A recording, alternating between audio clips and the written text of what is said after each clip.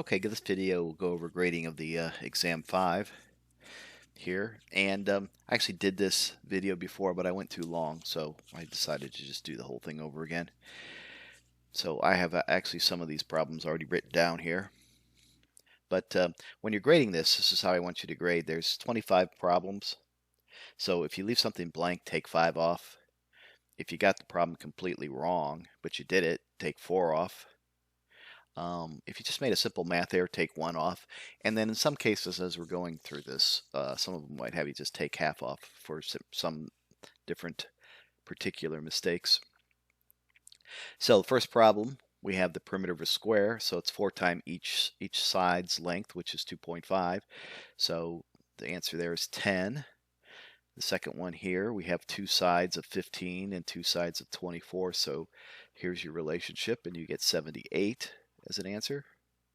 And then this one we have 210, and I wrote it a little differently, 210 and 216. So 2 times 26 is 52.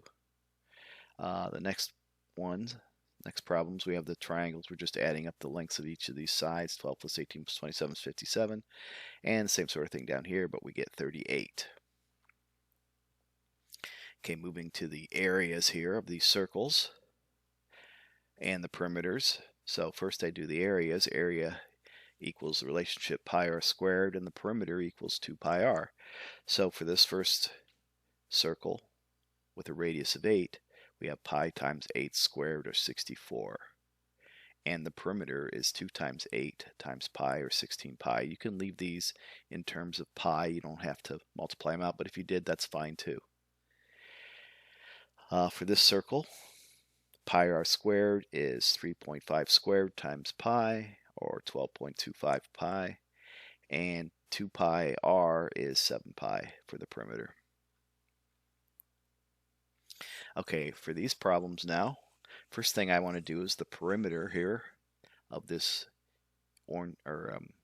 yellowish object, I guess. And the perimeter of half a circle is 1/2 pi r,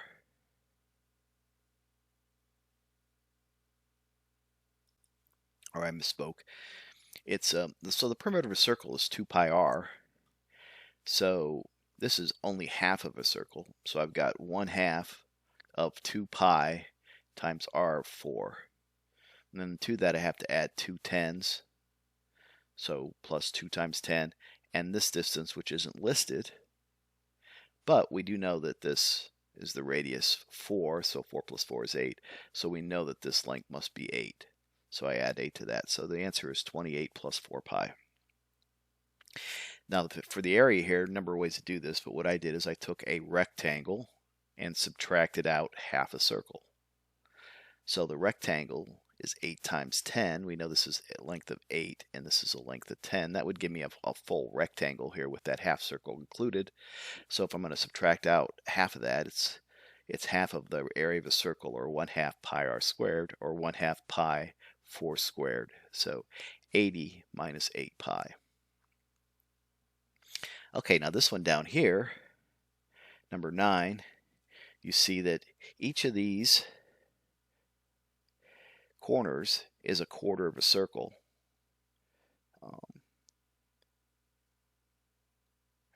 And since we have 4 of them, we have a whole circle.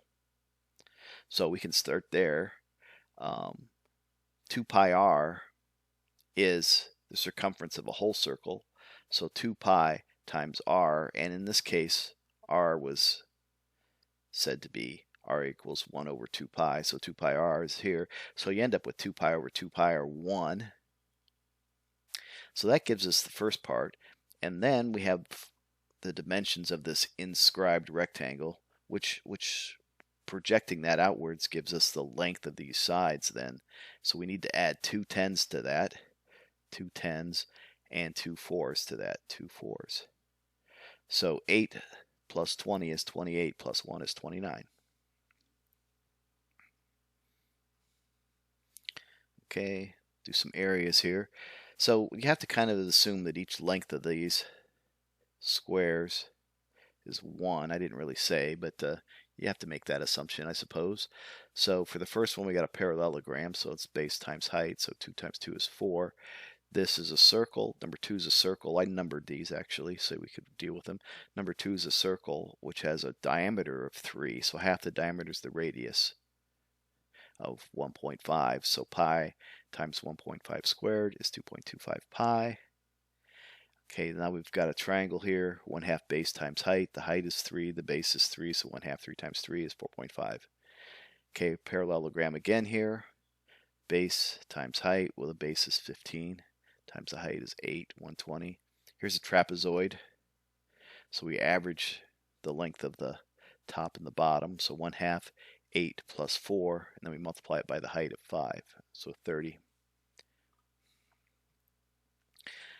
Okay, so now we're up to this floor plan and answer the following questions. So the floor plan of the bathroom, you see I have it written here, but let me show you again how I got that. So first off, you got to keep in mind that the walls are a foot thick. So in order to figure out how wide the bathroom is, and well, I guess I'm calling this L and this W over here. But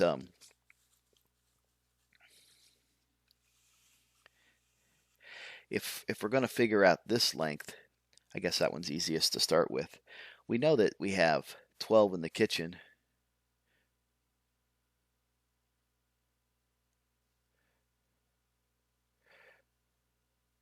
Plus 18. So that'll give us this whole internal length here of 30 between the kitchen and living room. And the bathroom is we just subtract off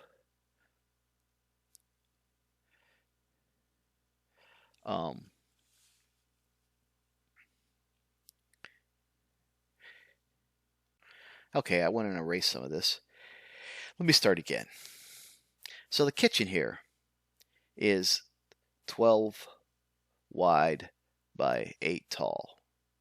So I know the bathroom is going to be related to that dimension here, but I have a wall I have to subtract off. So if this length from here to here from here to here is 8, we have to subtract off 1 equals 7.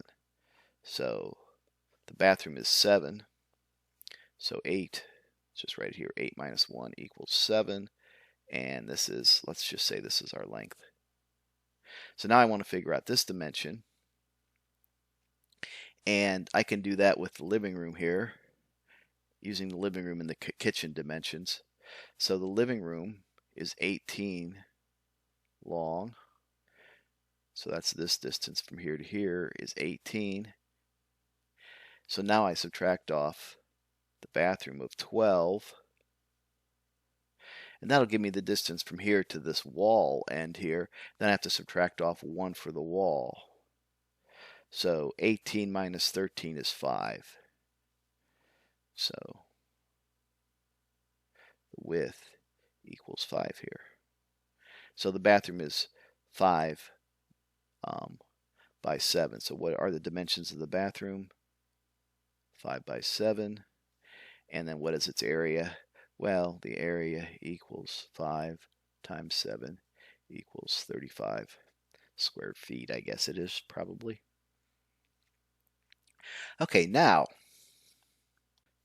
so now we need to figure out the outside dimensions of this house because we want to dig a hole for the foundation. So let's start with the outside dimensions, since we need to figure out the perimeter and the area. And if we had the dimensions, we could figure that out really easy. So the first thing we need to do is we need to figure out the distance from here to here. And let's use our living room and our bonus bedroom to do that. So we have 18 plus 12 for 30. But then we have this wall, and this wall we have to add, so plus 3. So we're talking 33 feet. I guess that's our length. Then our width of our house, well, we can use the bedroom and the bonus room to do that. So 12 plus 6 is 18, 19, 20, 21, because of 3 walls. 21 feet. So we got this wall, and this wall essentially to add a 1 foot addition. So we're talking 33 by 21. Well, then the rest of this is easy. For the perimeter, we have 2 times 33 plus 2 times 21. 66 plus 42 is 108. And for our area, we just multiply these two together. 33 times 21 equals 108. Okay, moving on to volumes. Well, the volume of this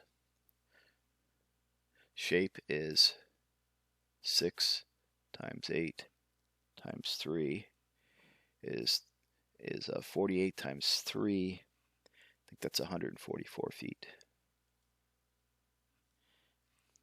Here we got 10 times 5 times 2.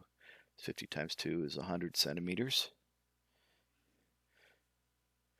And then we've got 15 times 4 times 7 equals 420 cubic inches.